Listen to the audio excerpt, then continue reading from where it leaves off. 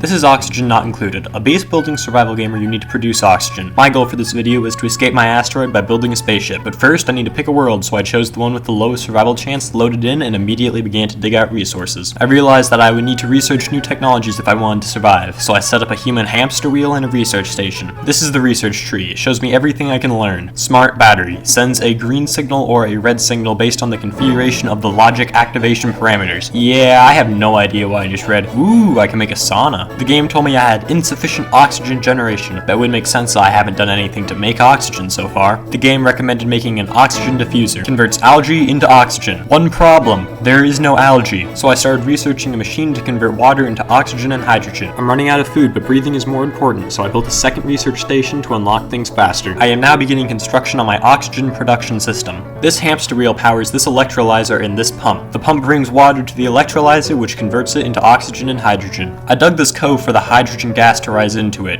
Mr. Endovius, what happens when it fills up? You see that landfill over there? It never fills up. My hydrogen storage will be the same way. Every few days, the printing pile gives me a choice of duplicates. I can choose between Harold, Bonnie, Catalina, and Curative Tablet. I chose Harold. I need to develop new farming tech, but my research stations simply aren't enough. I need a supercomputer!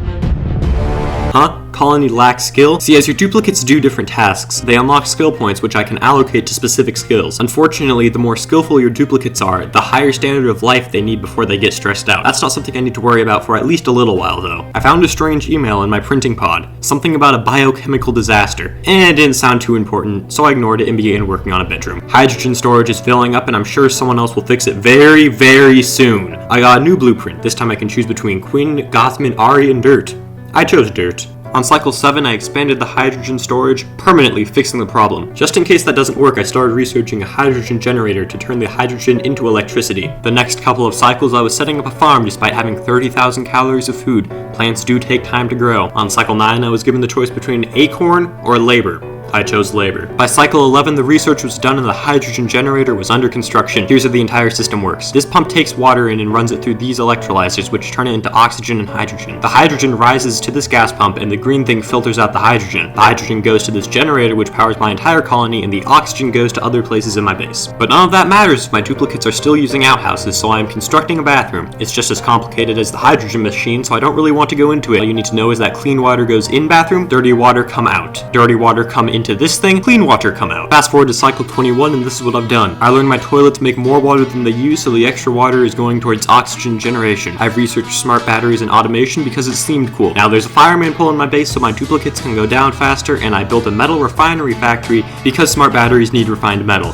I also checked the temperature and realized outside my starting biome this entire world is scorching hot. Someone else will need to find a solution for that, but right now they need to find a solution for my declining food supply. I knew that I would need more water if I wanted to continue producing oxygen. Over here is a geyser. It produces an infinite amount of polluted water at a temperature of negative 10 degrees. This is amazing because it cools my base off and solves my water problem. If you can't tell, I'm going through the cycles faster. That's just because as time goes on, the less I can get done in a day. I expanded the farm and began to realize that my water was way too hot for crops to go. So I ignored the problem and decided to let someone else solve it, just like in real life. I reworked my electric system using a smart battery and power converters. You don't need to know how it works, just that it does. I also made a room to start raising critters and expanded my kitchen. Okay, fast forward a few days and all my power systems are broken. I don't know how to fix this because I don't know how I broke it. I didn't do anything and now it's working again. I decided to start expanding downwards. The only problem is downwards is filled with carbon dioxide. So I built a carbon skimmer and was able to remove most of it. Then I began installing a farm to grow wood. Wood is important. What for? I'm not sure, but I want to have it. But now it's time for the real reason I came down here, another geyser. It's always good to get these things activated because they produce a lot of resources. This one makes molten iron, which I guess is useful. When I was inspecting my other geyser, I realized something terrible. In 26 cycles, it will shut off for 140. My electricity and air both come from this geyser. I needed a solution fast. Okay, there's one more geyser I can see and I just need to uncover it. And it outputs boiling hot water. That's something I'll need to fix. I made it so the water goes through this cooler, but it does use a lot of electricity. I also put both geysers in an insulated room to keep my base cool. It's not really working.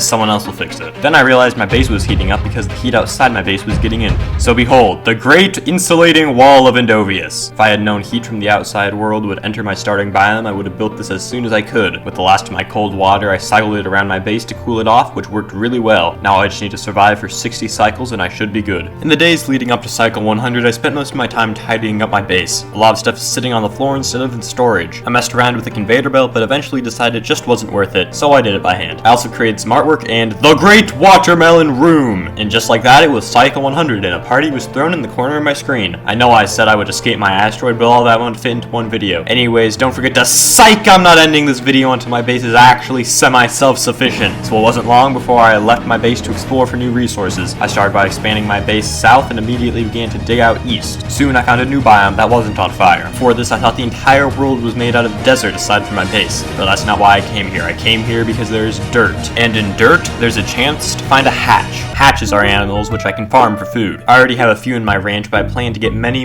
more. My thought process was that plants overheat at 30 degrees, but these hatches don't really overheat at all. So with enough hatches, I can live entirely off their eggs. After a few days of excavating, I already filled up an entire new room with them, so I set up more incubators to hatch more eggs. With food underway, I began to look to industry, to resources of limitless quantities, to oil! I began to dig out this entire oil biome. About halfway through, the environment was way too hot to keep digging, so I began to craft exosuits. At some point, I drained the swamp of water and started growing reeds to make the exosuits. I kind of forgot the order I did everything in, so this works. My cold water geyser is about to turn back on, so I quickly replaced all the piping with radiant pipes for higher temperature exchange. And did it work wonders? Just after one cycle, my base was already so much colder. Within 5 cycles, it was almost perfect. I decided to build a separate power and water grid for oil extraction. Then I ran out of computer storage, so this is where the video ends.